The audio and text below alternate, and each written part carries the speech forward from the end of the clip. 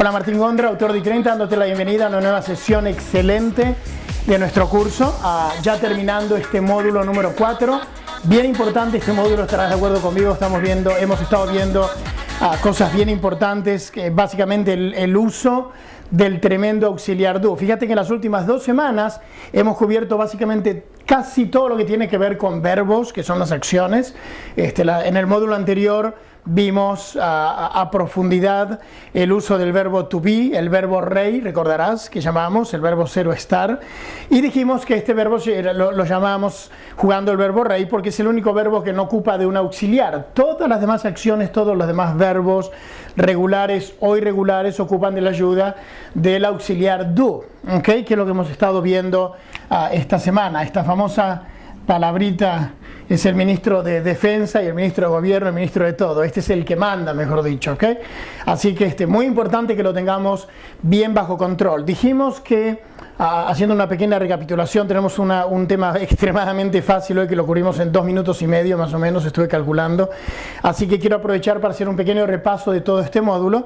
Hablamos de los verbos regulares y los irregulares e indicamos que la única cosa que difiere unos de los otros es que los regulares terminan con la letra ed en pasado. Entonces dijimos, por ejemplo, el verbo cook, que quiere decir cocinar. Para tú decir cociné o cocinaba, dices cooked, le agregas la letra ed al final, ¿ok? Miramos otros ejemplos como hablamos del verbo play. Play es jugar, ¿no es cierto? Le agregas la ed al final y se convierte en jugué, ¿ok? Este factor ocurre en la inmensa mayoría de todos los verbos. Hay un pequeño grupo, y es una regla muy uniforme a propósito, quiero resaltar eso, en todos ocurre por igual. Y déjame decirte, qué maravilla, si te pones a pensar en la tremenda diferencia que hay entre esto y el español, donde tú usas para decir yo jugué golf, o tú jugaste golf, o ellos jugaron golf, o nosotros jugamos golf, siempre usas la misma palabra, aún en las terceras personas. Recuerda que la tercera persona, es decir, el he, el she o el it, en presente se le agrega la s. El presente de cualquier manera es muy sencillo porque también usa la misma palabra para todas las personas, ¿no? Excepto la tercera donde agrega la s, pero en el tiempo pasado no. En el tiempo pasado son todos la misma palabra terminando ed para todos los verbos, o sea que es una fórmula muy uniforme, muy regular, y de ahí viene el nombre de que estos verbos se llaman regulares, ¿ok? A diferencia de los irregulares, como bien lo dice el nombre, tienen irregularidades. ¿Qué quiere decir esto? Que forman su tiempo pasado de una manera distinta, ¿ok? Y para recordarte, dijimos, por ejemplo, mira, fíjate, por ejemplo, un caso, te voy a decir el verbo set. La palabra set, o la acción set, significa colocar, ubicar, localizar. Por ejemplo, set the marker on the table. Set the marker on the table es apoya el marcador en la mesa. ¿Okay? Se usa de muchas palabras, de muchas maneras diferentes. Esta acción ya la has visto, no vamos a entrar a profundidad ahora a analizar esta palabra en particular. Está en la lista de los verbos y allí ves su traducción, pero tiene bastantes aplicaciones. En presente tú dices I set the marker on the table. Yo coloco el marcador en el escritorio, ¿sí? En la mesa. Ahora, para yo decir yo coloqué, uso exactamente la misma palabra, es decir, esto es en presente. En pasado es exactamente la misma palabra, ¿ok? Tú dirás, bueno, pero eso es muy regular. Sí, claro, realmente, si te pones a pensar, ¿qué verbo más regular que este? En el sentido de que mantiene una misma regla en presente y exactamente la misma en pasado. Sin embargo, pregunto, ¿cumple con la regla de la ed al final? No. Entonces, ¿en qué lo convierte eso? En un verbo irregular. Dijimos que los verbos regulares son los que en presente se escriben de X manera, como por ejemplo nuevamente ese, y en pasado se escriben agregando la ed. Estos son los regulares. Cualquiera que no se someta a esta regla de la ed es un irregular, por muy regular que parezca, vaya, es un poquito irónico, pero espero que me entiendas y obviamente está claro que sí lo entendiste, ¿no es cierto? Entonces esta es la diferencia entre verbos regulares e irregulares. Ahora, sin embargo, déjame decirte, sea regular o sea irregular, todos los verbos ocupan de la ayuda del auxiliar do, ¿ok? Ellos están como en Cuba. En Cuba nada se escapa al ojo del gobierno, pues en el inglés nada se escapa al ojo del auxiliar do. Todo el mundo tiene que pasar por él y rendirle cuentas. ¿Ok? Muy bien. Ahora, dijimos que este do tenía dos significados. Era por un lado, era el auxiliar, ¿no es cierto? Pero por otro lado hay otra palabra, do, y te voy a decir algo aquí entre paréntesis, un secreto entre nosotros. Todos los libros de gramática y todos los maestros y las escuelas de inglés enseñan que en realidad es la misma palabra. Y entre nosotros, la verdad, tienen razón. En realidad sí lo es. Es el mismo verbo que tiene dos significados diferentes. Yo lo presento distinto. Yo lo presento más bien como que son dos palabras diferentes que se escriben y suenan igual, casualmente, pero no tienen nada que ver una con otra. Digo, como para dejar bien separadas las cosas y que no se preste más bien a confusión. ¿Sí me explico? Entonces, digamos que es la misma palabra con dos significados, o si aceptas mi teoría, son dos palabras que se escriben y suenan igual, pero tienen acciones muy diferentes. Son estas. Una es el auxiliar, que es esta acá, que es el que hemos venido tratando esta semana, pero luego está el do como verbo, como acción, que es la acción de hacer. ¿Okay? Y recordarás que dijimos que esto se usa para hablar de cosas que hacemos que no son tangibles, vaya, por decirlo de alguna manera. Con la práctica, mira, te voy a explicar algo que vas a encontrar muy real en el inglés. Hay muchas palabras que tienen más de un significado y no hay una regla específica que diga cuándo se debe usar de una manera necesariamente o cuándo de otra. Existe mucha flexibilidad. Y esto no se aprende. Entonces, obviamente, habiendo dicho esto, no puedo explicarte, por ejemplo, qué regla va a determinar que utilices en algún caso la palabra do y en otra la palabra make. Porque fíjate que por un lado te estoy diciendo que do se usa para cosas, mayormente para cosas intangibles, mientras que make se usa más bien para cosas tangibles. Por ejemplo, recuerdo cuando hablamos de esto hace unas unidades atrás, usé el ejemplo del marcador. Tú dices make markers. Mi negocio es hacer, crear o hacer marcadores. So I make markers. Sin embargo, y es una cosa muy tangible, ¿no es cierto? Entonces dijimos, por otro lado, hablando de cosas intangibles, tú dices yo hago mi trabajo. Para decir yo hago mi trabajo, no puedes usar la palabra make. I make my job. No, tú dices I do my job. Porque es una cosa más o menos intangible. Pero vas a encontrar mucha flexibilidad en esto, donde de repente vas a ver palabras que tú dices, bueno, el make dijimos que se usa para cosas tangibles, sin embargo, para hacerte reír, por ejemplo, tú no dices you do me laugh, tú dices you me haces reír, you make me laugh. ¿Ok? Esto es hacer reír. Tú me haces, ¿ok? Reír. You make me, tú me haces a mí reír.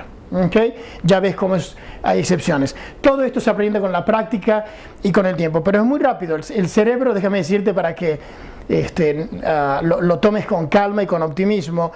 Dios nos ha dotado con una mente tremendamente superdotada. Nosotros no nos damos cuenta ni nos detenemos a analizarlo, pero tenemos una mente súper privilegiada. Tú vas a ver una vez, mejor dicho, en este caso que yo te hablé de make me laugh, y aunque tú no quieras, tu mente ya registró eso en tu memoria y ahí quedó guardada en el banco.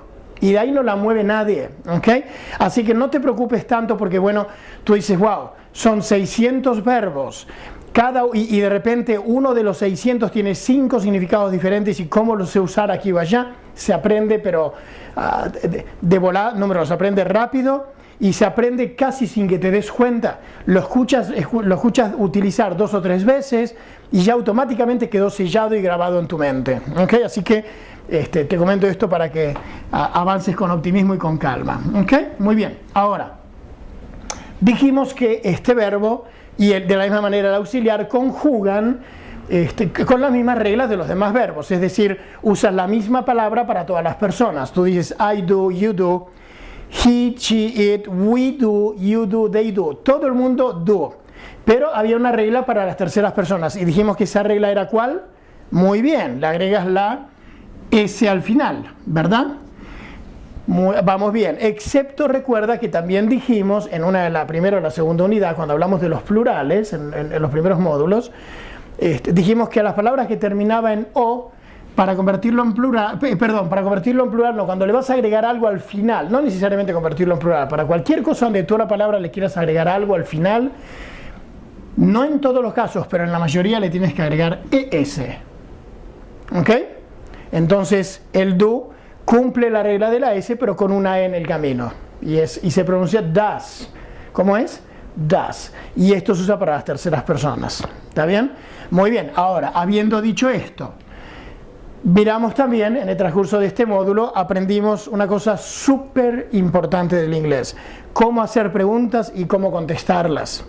Y dijimos que una pregunta se hace siempre poniendo el do por delante, es decir, echo para atrás eso, no necesariamente siempre. Se utiliza para las preguntas básicas, se usa de esta manera. ¿Y por qué te digo esto? Porque vamos a ver enseguida, no hoy, pero vienen los próximos días, vamos a aprender a hacer preguntas con lo que se llaman las palabras que determinan, que cuestionan. Y estas palabras son el qué, el quién, el cuál, el cómo, el dónde. Entonces, por ejemplo, si tú preguntas ¿cuándo llegaste?, no vas a usar el do. Cuando utilizas el cuándo, que es when, y ahí viene la pregunta para adelante, arrancando con el when. Pero olvídate de eso, no te quiero confundir ahora, esto es tema para más adelante. Quiero decir, hice este comentario para aclarar que van a haber casos, como lo veremos más adelante, donde la pregunta no necesariamente va a comenzar con el do. ¿Ok? Pero en términos generales, en términos bien básicos, el do es la palabra que siempre se usa para preguntar, o el das si hablamos de una tercera persona. Una tercera persona dijimos que es he, she o it. Ojo, si tú y yo estamos hablando de María, tú eres la primera persona, yo soy la segunda, bueno, desde mi punto de vista al revés, pero tú y yo somos primera y segunda persona, María es tercera persona. Aunque no estoy usando el she al hablar de María, o de Josefina o de Ricardo, estamos hablando de una tercera persona. Entonces yo digo, does María drive? Drive quiere decir manejar. Y dijimos que al hacer la pregunta, el do jugaría más o menos el mismo papel que en español jugaría el signo de interrogación al principio, básicamente. Porque a la hora de la hora, si tú me haces esta pregunta, tú la analizas y la quieres traducir, el does no traduce como nada, no tiene traducción. Ponte a mirar, mira cómo está la pregunta. La pregunta aquí básicamente dice esto: ¿María maneja? ¿O maneja María? Como tú quieras. ¿Ves la pregunta cómo es en español? Aquí va el signo de interrogación, por eso te diría que te estoy comentando a manera anecdótica, es una tontera realmente, pero es como si el das, traduciéndolo al español, fuera traducido el signo de interrogación. Tú fíjate que en todos los casos en que uses el do como auxiliar, no traduce como nada. Va a traducir como algo solamente cuando lo usas como el verbo hacer. Por ejemplo, yo te pregunto, ¿Did you do your job? ¿Hiciste tu trabajo? A ver, vamos a ver. Ese ejemplo que acabo de darte, tan interesante. Mira, vamos a usar los dos en una pregunta. Tú dices, you do your job. Aquí dices, tú haces, y aquí sí traduce porque es el verbo hacer. Tú haces tu trabajo. ¿Por qué usé la palabra your? Porque es un pronombre posesivo. ¿Qué posición está indicando de qué? De tu trabajo. Tú eres posesión de tu trabajo. El trabajo es tuyo, no es el mío. ¿Se entiende? Entonces dices, tú haces tu trabajo. Ahora la pregunta que quiero hacer es, ¿haces tú tu trabajo? ¿Cómo lo harás? Dime tú. A ver si te acuerdas. Le ponemos el auxiliar y el signo de interrogación. Y ya está. Ojo, no te confundas. Aquí es donde es tan importante mi aclaración. A mí me gusta mucho más mi manera de explicarlo que la popular que dice que una misma palabra tiene dos significados distintos. No, son dos palabras diferentes. Este do, déjame decirte, no tiene nada que ver con este, excepto que se escriben igual y suenan iguales, pero son totalmente distintos. Este es el auxiliar que uso para preguntar, que no traduce como nada, en realidad no tiene ninguna traducción, y este es el verbo hacer. ¿Ok? Entonces, aquí fíjate que si tú vas a traducir esto en tu mente al español o en un escrito, lo único que vas a traducir es esto de aquí. ¿Haces tú tu trabajo? Básicamente sería como lo traduciría yo al español. ¿Haces tú tu trabajo? ¿Ok? Esta palabra ni aparece en tu traducción, porque realmente no significa nada, solamente es un auxiliar que necesitamos usar para hacer la pregunta. ¿Okay? Fíjate que con el verbo to be, por ejemplo, para tú decir I am in love, yo estoy enamorado. In love quiere decir, una persona está in love es una persona que está enamorada. Entonces, para tú decir I am in love, de esta manera se dice. Para tú preguntar, como este es el verbo rey, no usa del auxiliar do, dijimos. ¿Sí estás de acuerdo? ¿Qué es lo que hacíamos? Eso es todo, invertimos. Am I in love y el signo de interrogación. ¿Sí te acuerdas de esto? Esto era porque dijimos que el verbo to be, el verbo rey no ocupa. Ojalá que haya salido esto en la cámara, que me parece que me fui muy abajo, ¿no? Pero bueno, si no salió lo vamos a superponer. Okay, pero con todos los demás verbos fuera del verbo to be, siempre vas a usar del auxiliar do, aunque no signifique nada. ¿Está bien? Ahora, pregunto. Mira lo que voy a hacer ahora, pon atención acá. Voy a borrar un par de cositas. A ver, voy a hacer esto. En vez de poner el you, voy a poner she. Y en vez de do, ¿qué voy a poner? Does. Porque es tercera persona, dijimos, ¿no? Ahora ya no es tu trabajo. Bueno, digamos que sí, ella hace tu trabajo. ¿Por qué no? Ella hace tu trabajo. No seas perezoso, ¿no? Pero bueno, qué suerte la tuya. Ojalá hubiera alguien que hiciera el mío, ¿no es cierto? She does your job. ¿Estás de acuerdo? El does es con ES porque es tercera persona. Conviértemelo en pregunta. Muy bien. Vamos a poner el do por delante, pero recuerda, como es tercera persona, le tenemos que poner la S. Ahora, fíjate cómo quedó. She does your job. ¿Cómo se ve? Muy bien, espero que te hayas captado el problema que hay acá. Dijimos que cuando el does auxiliar entra en juego, él se lleva todos los laureles, se lleva todas las medallas y todos los aplausos, ¿ok? Gracias, muy bien, para el does, no para mí, para el does, muy bien. Y este ya pasó de ser la estrellita, ahora sorry, pero la estrella es aquel, ¿no es cierto? Entonces adivina qué, pierde sus atributos, que se los dio a aquel, y queda en su forma básica. Oye, es así de sencillo. No le busques más vueltas. Si es una afirmación, aquí estaba bien como lo habíamos hecho. Pero ahora que es pregunta, que apareció el auxiliar, desaparecieron los atributos y el do pasa a tener su nombre original o su forma básica, digamos, que es el nombre, básicamente, ¿no? Entonces tú dirás, pero entonces ¿qué pasó? No lleva la S. Sí, aquí está. Se la pasó a aquel. Está en la frase, se está cumpliendo con esa regla. ¿Está bien? Ahora, pregunto, ¿cómo contestarás esta pregunta? Muy bien. Digamos que sí, que ella hace tu trabajo, que tú eres uno de esos afortunados. Y es, ¿qué cosa? She, ¿qué? ¿Do o does? ¿Cuál será? Ella, tú quieres decir, si ella lo hace. A ver, ¿queremos decir si ella lo hace? No. En realidad vamos a usar el auxiliar. ¿Y cómo traduce el auxiliar? No traduce como nada. En realidad, sí, ella sí lo hace. En este caso, digo lo hace porque estábamos hablando de hacer tu trabajo. Pero si habláramos de comer, por ejemplo, does she eat your job? ¿Se come ella tu comida? Yes, she does. No vas a poner yes, she eats. Yes, she does. ¿Por qué? Porque básicamente lo que tenemos que hacer acá es poner en la respuesta el mismo auxiliar que usamos en la pregunta. Y esto es una belleza. Porque como te dije ya un par de veces anteriormente, en inglés tú no tienes que preocuparte demasiado de poner atención a cómo te hace una pregunta, porque lo que tú vas a hacer es escuchar la pregunta y ahí te van a estar dando en la pregunta, te están diciendo cómo les tienes que contestar. Si la pregunta entra con el does, le vas a contestar con el does. Si la pregunta entra con el do, adivina qué, le vas a contestar con el do. En este caso no podría ser con she, sería con you, por ejemplo. Do you do your job? Yes. Bueno, I do, sí, yo lo hago, ¿no es cierto? ¿Sí me explico? Entonces, lo que quiero decir es esto. Si la pregunta es con do, contestas con do. Si es con does, contestas con does. ¿Estamos de acuerdo? Muy bien. Ahora, you do your job. Dímelo en pasado. ¿Cómo se dirá? You do your job en pasado. ¿Cómo era el pasado del verbo to do? Did. Muy bien. Es un verbo irregular, como puedes ver, ¿no? Porque no cumple con la regla de ed al final de la palabra. Se convirtió en did. Para todas las personas por igual. Entonces, para tú decir, tú hacías tu trabajo, vamos a quitar esto porque no es pregunta en este momento, tú dirás, you did your job. Tú hacías o hiciste tu trabajo. ¿Estás de acuerdo conmigo? Muy bien, ahora conviértemelo en pregunta. Muy bien, va el do, pero ¿cómo? Estamos hablando en pasado, entonces ¿va a ser el do o será el did? Exactamente, es el did. Did you did your job? Signo de interrogación, fíjate que está el signo de interrogación acá y adelante la marca de pregunta, ¿no es cierto?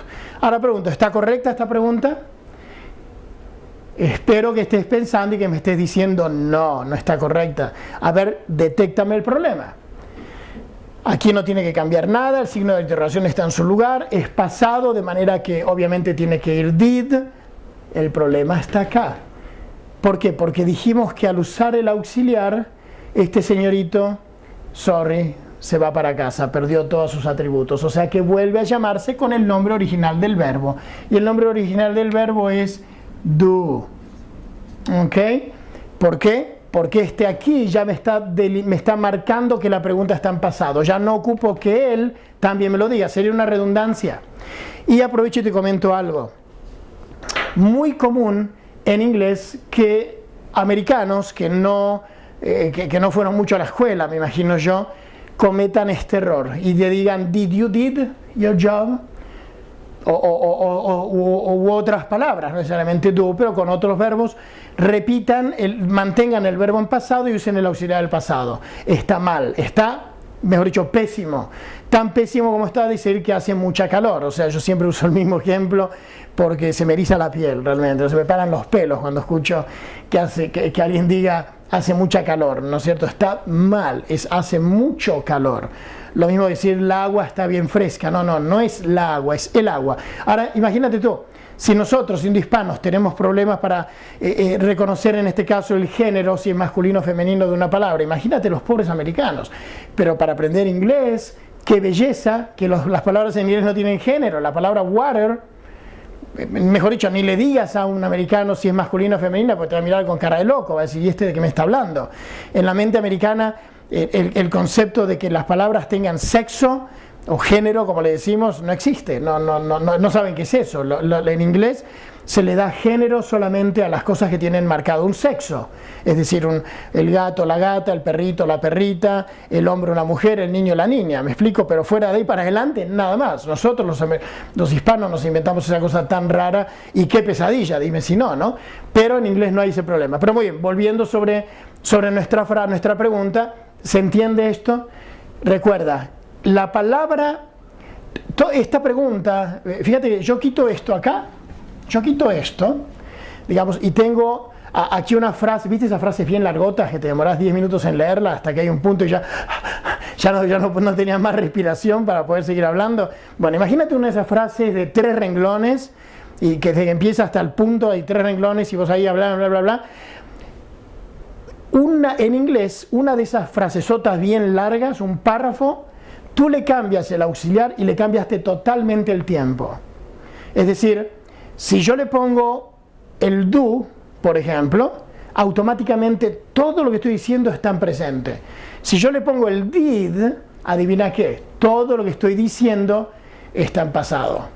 ¿Okay? Y si le pusiera el will, que lo vamos a ver en un minuto, recuerdas, el will lo transforma, es el auxiliar para el futuro, automáticamente convierte todo en futuro. Una sola palabra. Oye, mira tú si es importante esta palabra, y mira si es importante que la uses correctamente. No te creas que porque, bueno, si lo digo un poquito mal, de todas maneras me va a entender. No te va a entender. Si tú le dices, vengo ahora, y a él en realidad no le interesa, mi pregunta es, ¿viniste ayer? Que era cuando tenías que venir a trabajar, y tú no se lo dices claramente, imagínate el rollo, ¿no? O sea que no te creas, esto es bien importante que lo manejemos correctamente, ¿está bien? Muy bien, ahora, ¿qué pasa si yo quiero decir esto en futuro? Utilizaré, en vez del do, la palabra will. Esa palabrita will empuja todo para adelante, para dentro de 10 minutos o para dentro de 10 días. ¿Ok? Es la palabra clave para el futuro. Ahora mira la pregunta, ¿will you do your job? ¿Will you do your job? ¿Vas a hacer tu trabajo? Yes. ¿Yes qué cosa? Yes. Yes, I will. Muy fácil, ¿ok? ¿Cómo sabemos que es will? Porque estoy preguntando con will. Pregunto con will, contesto con will. Pregunto con do, contesto con do. Pregunto con did, contesto con did. ¿Se entiende? ¿Quedó claro eso? No, ya lo hemos dicho 50 veces, espero que ya no tenga que repetirlo más. Ahora digamos que no. No, no voy a hacer mi trabajo. I will not. Bueno, adivina qué. Este will not, y déjame quitar esto de acá para subir un poco mi escritura, no quiero irme por debajo del ángulo de la cámara y escribir y que no me estés viendo. Por ejemplo, la pregunta es, will you come? Will you come? ¿Vendrás tú? Y tú contestas, no, I won't. No, I will not. No, I will not. Muy bien, adivina que este will not, recuerdas que dijimos que el not se puede abreviar convirtiendo la O en apóstrofe y esto se pega a la palabra anterior. Muy bien, cuando pegas el not con el will, se hace de esta manera. El will se convierte en wo, W-O, y pegada al anterior se convierte esta palabra en want. ¿Ok? Aquí tienes el not y aquí tienes el will, apretujados. ¿Ok? Se convirtió en want. A ver conmigo. No, I will not, está perfectamente bien dicho, pero no, I won't está mejor que perfecto todavía, se usa más, es más popular. ¿Está bien? Los dos son igualmente bien. Conmigo, will you come? Will you come? Yes, I will. Yes, I will. O no, I will not. No, I won't. No, I will not. O no, I won't. Excelente, ¿quedó claro eso? Muy bien, listo pues. Entonces, ya con esta presentación de no sé cuánto llevo acá, hemos concluido básicamente un rápido repaso de todo lo que hemos visto. Mira, te voy a decir algo bien importante. Si no te quedó totalmente en claro esta semana, este módulo, ¿sabes qué? Tómate una semana más. Este tema es súper importante. Aquí no hay lugar para error. Aquí no, si no estás firme y sólido, tienes que, por favor, vuelve a mirar el video. Caramba, cada video dura 20, 25, 30 minutos. Algunos duran un poquito más, pero oye, haz el esfuerzo. Es bien importante que este tema quede bien madurado, bien supremamente entendido, porque esto es el ABC del inglés, básicamente, ¿ok? Muy bien, aquí te va el tema de hoy. Ya acabamos con la traducción, ya en unos 40 minutos terminamos, ¿ok? El tema de hoy es la terminación ER, ¿ok? Muy bien. Bien sencillo, y de hecho esto ya lo hemos mencionado a la pasadita anteriormente en algún momento. Vamos a repetirlo para que quede bien grabado como es el tema oficial de hoy básicamente, ¿ok? En español tú tienes una actividad y tienes quien ejecuta la actividad. Siempre que hay una actividad ahí está el que lo ejecuta, es decir, tienes la actividad de escribir, está el escritor. Tienes la actividad de correr, está el corredor. Tienes la actividad de pensar, está el pensador. ¿Está bien? Fíjate tú que estoy diciendo en español, no sé si pusiste atención y lo notaste, pero digo correr, corredor, boxear, boxeador, caminar, caminador, saltar, saltador. Todos terminan en or, en dor, más bien. Cuando son hombres, cuando son mujeres terminan en dora o hora, más bien. Por ejemplo, escritor, para escribir tienes escritor o escritora. Que otra vez las complicaciones del español. Wow, qué desgracia. Menos, yo le doy gracias a Dios que nacimos sabiendo español y no nos tocó aprenderlo como segundo idioma, porque de verdad que está bien pesado. Tienes que saber siempre para cada cosa si es masculino o femenina. ¡Qué locura! Yo no entiendo quién inventó eso, de verdad te digo. Pero bueno, entonces tenemos boxeador. Para boxear tienes boxeador y boxeadora. Para correr, corredor y corredora. Para pensar, pensador, pensadora. Pero son siempre la misma terminación. Or u ora. ¿De acuerdo? En inglés esas mismas terminaciones son er. Como en inglés no existe el género masculino ni femenino, esta misma terminación aplica tanto para hombres o mujeres, masculino o femenino. Entonces, por ejemplo, tú dices play, play es jugar, digamos, tiene más de un significado, también significa tocar, también significa hacer una obra de teatro, por ejemplo, ¿ok? ¿Qué será player? Si digamos que lo tomamos como el significado de tocar, un piano, por ejemplo, la guitarra, ¿qué será player? el pianista. ¿Okay? Hay algunas actividades en español que rompen totalmente la regla. Por ejemplo, tocar el piano, en realidad la actividad es tocar, está el tocador, pero tocar el piano esa actividad de tocar el piano es pianista, ¿no? Tocar la guitarra, guitarrista, ¿sí ves? Muy bien, porque tocar la guitarra no es un verbo, no sé si ves la diferencia. Por ejemplo, correr es el corredor, correr es un verbo literalmente. Tocar la guitarra es una combinación de 3 palabras, que incluye tocar y junto con la guitarra. Por eso el tocar la guitarra es el guitarrista. Tocar el violín es el violinista. Mira que termina en ista, ¿no es cierto? Sea hombre o mujer. Pero bueno, olvidémonos del español. En inglés, cualquier actividad, la persona que lleva a cabo dicha actividad termina en R. Así de fácil. ¿Okay? Entonces esto lo hace muy sencillo. A partir de ahora en adelante, cada vez que tú estés leyendo o escuches a alguien que dice he is a good singer, por ejemplo, he is a good singer, él es un buen ¿qué será sing? Cantar. Entonces, a ver, fíjate, si sabemos que esto es cantar, he is a good singer, ¿qué será? Un buen cantante, bien sencillo, no vas a batallar para nada con esto, ¿ok? Ya no más, como te decía, este tema era de 2 minutos y medio, creo que me pasé por 1 minuto, pero básicamente así funciona, no tiene ninguna otra vuelta, ni ningún secreto escondido, así como lo vemos es. No te confundas con los adjetivos, ojo, los adjetivos, por ejemplo, recuerdas que dijimos que es un tema totalmente aparte, ¿no? Pero que cumple con una regla similar. Tú tienes el adjetivo strong, que quiere decir fuerte. Una persona que es más fuerte, dijimos que era stronger, ¿sí te acuerdas? Pero, aunque cumple con una regla parecida a esta o igual, básicamente, no tiene nada que ver, son 2 temas, son papas y zanahorias, nada que ver una cosa con la otra, ¿no es cierto? Queda aclarado ese punto, ¿no? Muy bien, creo que esto concluye la presentación de hoy y de hecho todo este módulo.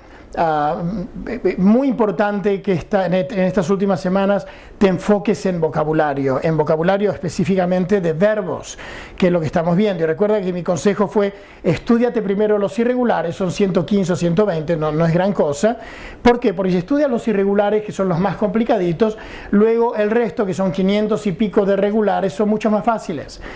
Incluso tienes un pequeño truco que puedes usar, y es que una vez que tienes bien identificados los irregulares, si un día te encuentras con un verbo nuevo y no sabes qué significa, pero sabes que no es irregular porque no estaba en tu lista, quiere decir que ese verbo muy probablemente va a ser un verbo regular. Y es importante que los distingas para saber cómo usarlos en pasado. En presente son todos iguales. En presente no hay diferencia, ¿ok? Sea regular o irregular, es siempre la misma palabra para todo el mundo, con una S al final en el caso de las terceras personas. Ya estuvo. O ES puede ser en algunas que terminan en O. Por ejemplo, no solo do, pero por ejemplo el verbo go. Go es ir. Para el caso de ella, tú dirás, ¿qué cosa? Muy bien. She goes. She goes. Porque termina en O. Goes. ¿Está bien? Pero entonces básicamente lo que quiero decir es que tanto regulares, lo que venía diciendo, regulares como irregulares, en presente son igualitos, no hay diferencia, está fácil eso. La única parte donde nos corresponde recordar si un verbo es regular o irregular es para el pasado, porque en el pasado sí cambian. ¿Me explico? ¿Okay?